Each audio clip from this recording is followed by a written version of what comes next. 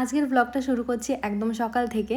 তো সকালবেলা ঘুম থেকে উঠে আমি ফার্স্টে খেয়েছিলাম মৌরি ভেজানো জল, তারপর ব্রেকফাস্ট করে নিচ্ছি। ব্রেকফাস্টে আজকে টক দই আর সাথে কর্নফ্লেক্স। মাঝে মাঝে আমি টক দইয়ের সাথে চিড়েও খাই, কারণ দই চিড়ে খেতেও আমার বেশ ভালো লাগে। তারপর চলে যাচ্ছি রান্না করতে। এই দেখো মা এখানে সব সবজিগুলো কেটে ধুয়ে রেখে দিয়েছে। আগে থেকে সবজি কেটে ধুয়ে সব রেডি করে রাখলে রান্না খুব তাড়াতাড়ি হয়ে যায়। আজকে শনিবার, আর শনিবার দিনকে আমাদের নিরামিষ খাবার হয়, মানে মাছ, মাংস, পেঁয়াজ, রসুন সব কিছু বাদ। তো আজকের মেনুতে ছিল উচ্ছে আলু ভাজা, ঝিঙে আলু পোস্ত, নারকেল ভাজা, আর ডালটা আমি ওদিকে গ্যাসে আগে থেকে সেদ্ধ করতে বসিয়ে দিয়েছিলাম। আজকে ছোলার ডাল আর মটর ডাল মিশিয়ে করেছি। মাঝে মাঝে এই মুগ ডাল, মুসুর ডাল এসব ছেড়ে অন্য কিছু খেতে বেশ ভালো লাগে।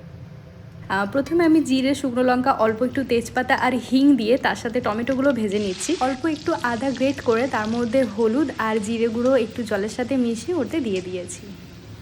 এদিকে তো আমার ঝিঙে আর আলুগুলো সেদ্ধ হয়ে গেছে। এবার আমি পোস্তটা এর মধ্যে মিশিয়ে দিচ্ছি। আমি না আলু পোস্ত হোক, ঝিঙে পোস্ত হোক, তার মধ্যে হলুদ দিতে পছন্দ করি না।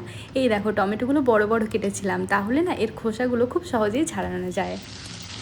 নারকেলটাও ভেজে নিচ্ছি আর ওদিকে উচ্ছে আলু বসিয়ে দিয়েছি। এই দুটো হলেই আমার সব রান্না কমপ্লিট হয়ে যাবে। নারকেল ভাজতে যদিও বেশি সময় লাগে না, এই তো সব শেষ।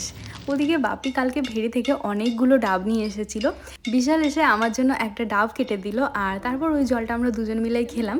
কিন্তু খুব একটা জল হয়নি ওর মধ্যে, কারণ ওটাতে শ্বাস হয়ে গেছিলো। তাই দেখে ও আবার বলছে আমার ভাগ্যটা নাকি খুব ভালো। আসলে এই ডাবের শ্বাস খেতে আমরা দুজনেই ভীষণ ভালোবাসি। তারপর স্নান করে খাওয়া দাওয়ার পর ভিডিও এডিট করতে বসি, আর দেখো ওয়েদারটা কত সুন্দর হয়ে যায়, একদম মেঘলা একটা ওয়েদার। তো চলো আজকের ব্লগটা এখানেই শেষ করছি।